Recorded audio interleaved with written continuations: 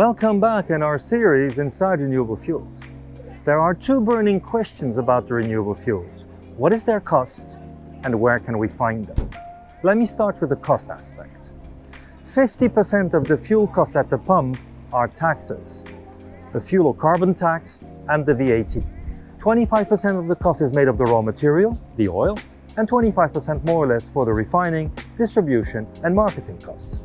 As you can see, the fuel tax is the key element of the cost. It will play a significant role in making renewable fuels more affordable for consumers. Indeed, the principle of the fuel tax is to put a price on the carbon content of the product, which in case of renewable fuels is up to 90% lower than conventional fuel.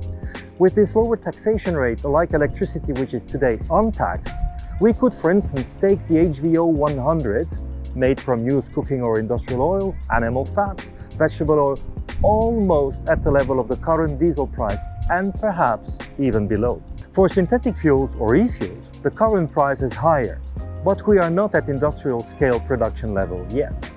This will bring the prices down.